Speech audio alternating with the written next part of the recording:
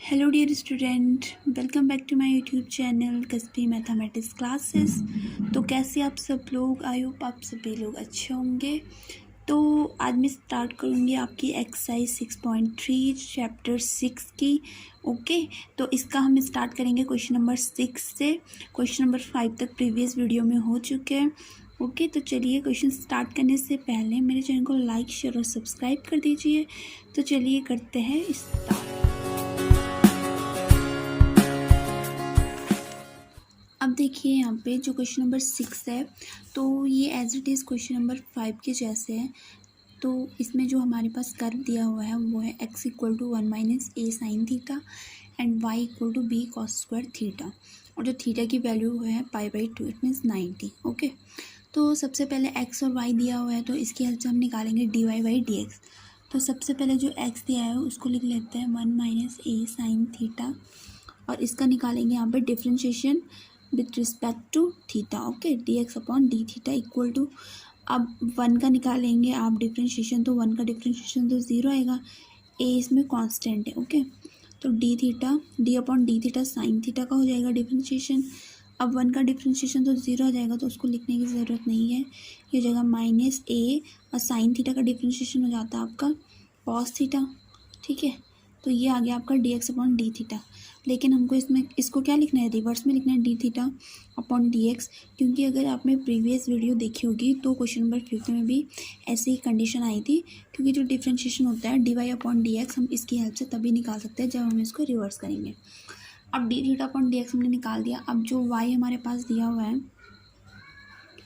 Y equal to है b cos square theta, तो इसको लिख सकते हैं हम कॉस थीटा का होल स्क्वायर। ओके, तो अब इसका करेंगे हम differentiation with respect to theta, d y upon d theta equal to हो जाएगा बी, और डिफ्रेंशिएशन होगा कॉस थीटा का होल स्क्वायर का।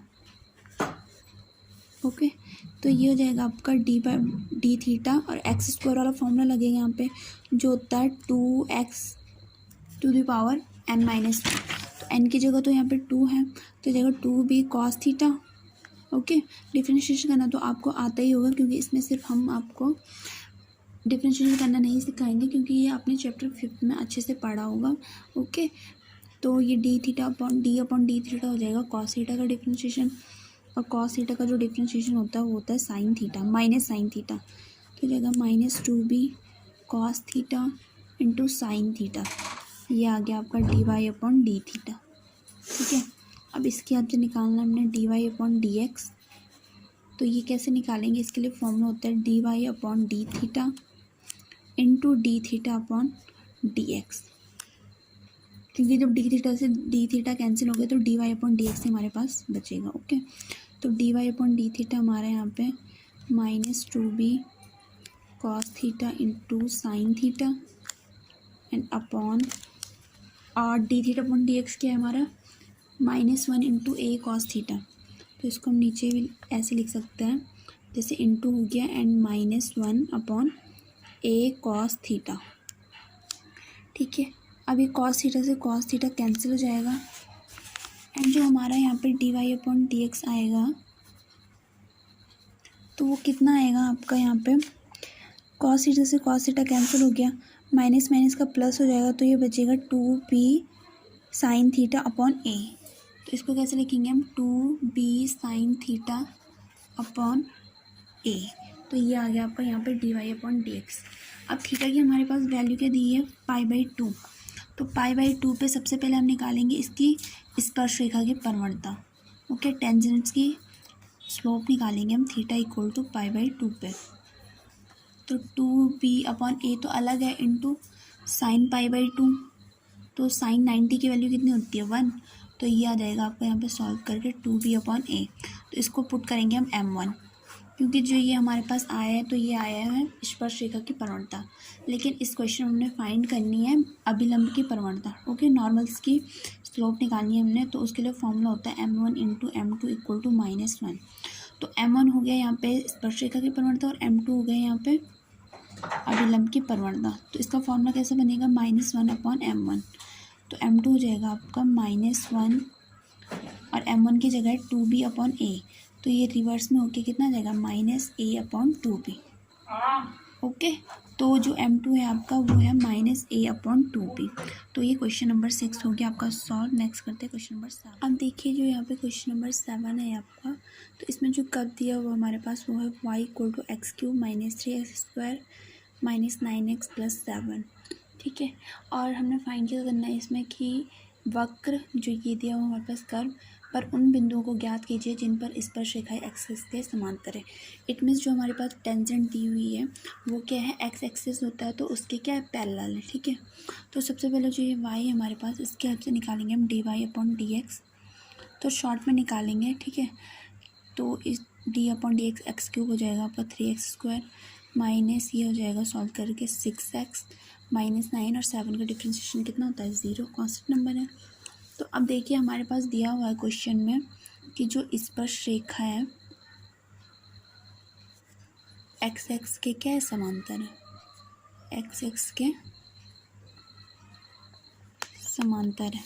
स्पर्श रेखाएं x के समांतर है, तो जब कोई भी स्पर्श रेखा x या y के समांतर होती है तो जो उसकी प्रवणता आती है, इट मीन्स इसकी जो स्लोप होती है वो हमेशा क्या होती है, 0 होती है। तो अब देखिए जब हम किसी कर्व का डिफ्रेंशिएशन करते हैं तो वो भी उसकी स्पर्श रेखा के लिए ही किया जाता है। ठीक है, तो अभी यहाँ पे अगर x बिलोंग होता किसी नंबर के लिए तो यहाँ से उस स्पर्श रेखा की प्रवणता आ जाती है। लेकिन जब हमारे क्वेश्चन में दिया हुआ है कि स्पर्श रेखा x के समांतर है तो इट मीन्स वो 0 है। तो जो ये 0 है इसको हम इक्वल रखेंगे इस वाले कर्व के। ठीक है, तो ये हो जाएगा dy/dx इक्वल टू हो जाएगा आपका 0। तो dy/dx हमारा 3x² -6x -9 इक्वल टू 0। ठीक है, तो अब हम यहाँ से 3 कॉमन ले सकते हैं। तो ये जाएगा आपका 3 कॉमन ले लिया तो अंदर बच गया आपका 2x -9। तो 3 कॉमन ले लिए तो इस 0 के साथ जाएगा तो 0 हो जाएगा। अब जो अंदर हमारे पास बचा उसको सॉल्व करेंगे हम। ठीक है, क्वाड्रेटिक क्वेश्चन है तो ये हो जाएगा 3 × 1 = 3, तो 3 - 1 -3 = 0। ठीक है, क्वाड्रेटिक क्वेश्चन तो आप सॉल्व कर लेंगे ईजीली। तो मैं यहाँ पे डायरेक्ट सॉल्व कर रही हूँ। ओके, तो ये आ गया आपका एक x - 3 आ गया सॉल्यूशन और एक आ गया x + 1 इक्वल टू हो गया 0। तो इन दोनों की हेल्प से जब हम फर्स्ट x - 3 को 0 के इक्वल में रखेंगे तो यहाँ से जो x की वैल्यू आएगी वो आएगी 3, x = 3। एंड सेकेंड हमारे पास y = है, सॉरी, ये x + 1 को 0 के इक्वल में रखेंगे तो यहाँ से x की वैल्यू आएगी -1। तो अब x की 2 वैल्यू आ चुकी है, एक 3 और एक -1। तो अब इन x की 2 वैल्यू को हमने क्या रखना है, एक एक करके इस वाले कर्व में रखना है, क्योंकि हमें वहाँ से y भी निकालना, क्योंकि जब कोई बिंदु होता है तो वो x और y दोनों कोऑर्डिनेट से मिलकर बनता है। ठीक है, दोनों वेरिएबल से मिलकर बनता है। तो सबसे पहले जैसे y x की वैल्यू ये 3 है तो 3 को हम पुट करेंगे यहाँ।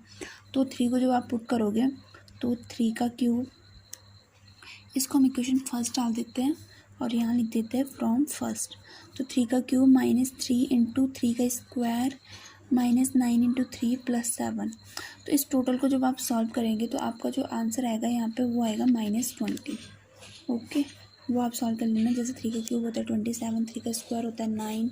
ओके, एंड नेक्स्ट है यहाँ पे जैसे x की वैल्यू आई है -1, तो जब आप -1 को पुट करेंगे यहाँ पे x की जगह, जितनी भी जगह पे x है, तो यहाँ पे जो y की वैल्यू आएगी वो आएगी सॉल्व करके 12। ओके, तो x = 3 पर y = है -20 और x = -1 पर है y = 12। तो यहाँ पर ये दो बिंदु ऐसे, एक हो गया 3 एंड -20 एंड एक हो गया -1 एंड 12। ओके, तो ये दो बिंदु ऐसे हैं जिस पर जो हमारा वक्र है, तो जो स्पर्श रेखा है वो एक्सिस की क्या है, समांतर दी गई है। ये इस वक्र पर स्थित ऐसे बिंदु है। ठीक है, जो दो हमने अभी निकाले हैं। तो ये हो गया आपका क्वेश्चन नंबर 7 कंप्लीट। नेक्स्ट करते हैं क्वेश्चन नंबर 8। अब नेक्स्ट देखिए क्वेश्चन नंबर 8 है। तो इसमें जो y = है कर दिया हुआ है वो है y = x - 2 का स्क्वायर और 2 पॉइंट दिया हमारे पास 2, 0 एंड 4, 4। तो सबसे पहले जो y = x - 2 का होल स्क्वायर है, इसका डिफ्रेंशिएशन करेंगे विद रिस्पेक्ट टू x। तो जगह dy/dx equal to d/dx x - 2 का होल स्क्वायर। तो यहाँ पे फॉर्मूला लग रहा है आपका d/dx x का x⁴n वाला जो होता है n x to the power n minus 1 and again differentiation is x minus 2। तो इसको सॉल्व करके कितना जाएगा पर 2x इंटू 2 to the 4 और इसको जो x का डिफ्रेंशिएशन करेंगे आप तो वो तो 1 आएगा और 2 का करेंगे तो वो आएगा 0 क्योंकि 2 कांस्टेंट नंबर है तो 1 माइनस 0 हो जाएगा 1। ठीक है, तो उसको लिखने की ज़रूरत नहीं है। तो यहाँ पे जो dy/dx आया वो आया 2x माइनस 4।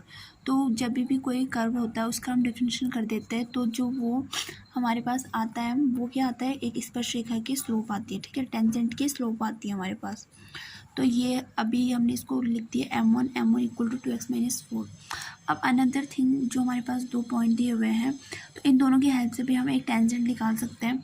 ठीक है, क्योंकि तब हमारे पास 2 टेंजेंट हो जाएगी, एक तो ये m1 हो जाएगी और एक जो हम अभी निकालेंगे। ठीक है, इसके बाद तो ये आपने 11th में पढ़ा होगा फॉर्मूला कि हम किन्हीं 2 पॉइंट की हेल्प से कैसे कोई टेंजेंट की स्लोप निकाल सकते हैं। तो यह है बिंदु 2,0 और 4,4 की जो परवणता, तो उसके लिए फॉर्मूला होता है y2 minus y1 upon x2 minus x1। Okay, ये होता है उसके लिए फॉर्मूला। तो क्योंकि ये 2 पॉइंट हमारे पास 2,0 और 4,4, तो ये x1 हो गया फर्स्ट और ये y1 और ये x2 और y2। ठीक है, तो y2 माइनस y1 होता है तो ये जाएगा 4 minus 0 and x2 minus x1 तो ये जाएगा 4 माइनस 2। तो इसको सॉल्व करके आ जाएगा 4/2 एंड इसको कंप्लीट सॉल्व करेंगे तो ये आ जाएगा पर 2। ओके, तो जो ये आपका आया है ये भी क्या स्पर्शरेखा की परवणता है। तो इसको देखिए हमने यहाँ पे m2 निकाल दी है तो ये भी स्पर्शरेखा की परवणता है। तो अब सबसे पहले जो लाइन की इक्वेशन होती है उसको हम लिखेंगे। ओके, तो जो लाइन की इक्वेशन होती है हमारे पास वो होती है रेखा की समीकरण। तो ये भी आपने 11 में पढ़ी होगी, होते हैं y minus y1 equal to m into x minus x1। Okay, तो m यहाँ पे है स्पर्शरेखा की परवणता, तो y माइनस y1। अब हमारे पास यहाँ पे 2 पॉइंट है तो इन दोनों में से हम कोई भी यूज़ कर सकते हैं। तो 2 और 0 को यूज़ करते हैं तो y की जगह यहाँ पे 0। ठीक है, y1 की जगह इक्वल टू m जो अभी निकाला हमने वो है 2, तो जाएगा 2 इंटू x माइनस 2। ओके, तो क्योंकि हमने पॉइंट कौन सा यूज़ किया 2,0 वाला। तो अब इसको जब सॉल्व करेंगे तो कितना जाएगा आपका 2x minus 2 to the 4। Okay, तो ये आ गया आपका y equal to 2x minus 4। तो अब जो हमारी स्पर्शरेखा है इट मीन्स जो हमको निकालनी थी वो क्या है, इस वाली लाइन के समांतर है, पैरेलल है। ये हमको गिवन है क्वेश्चन में, चूँकि स्पर्शरेखा 2x minus 4 equal to y के समांतर है। तो जब स्पर्शरेखा इस वाली लाइन के समांतर है तो हम इसकी हेल्प से क्या लिख सकते हैं, m1 equal to m2। It means दोनों जो स्पर्शरेखा की जो परवणता है वो आपस में इक्वल है। ठीक है, तो इसकी हेल्प से लिखेंगे हम 2x माइनस 4 इक्वल टू 2। तो इसको सॉल्व करके रहेगा 6x इक्वल टू 6/2 हो जाएगा 3। तो x की जो वैल्यू आई है वो आई है 3। अब क्योंकि बिंदु जो है कोई भी पॉइंट निकालेंगे हम तो वो वक्र पर स्थित है तो अतः वक्र के समीकरण को संतुष्ट करेगा। इट मीन्स जब हम x इक्वल टू 3 को इस इक्वेशन फर्स्ट में पुट करेंगे, यहाँ पे जो हमने इक्वेशन फर्स्ट पुट करी है y equal to x minus 2 का होल स्क्वायर, तो ये इस इक्वेशन को क्या करेगा, यहाँ पे कम्प्लीटली सेटिस्फाइड करेगा।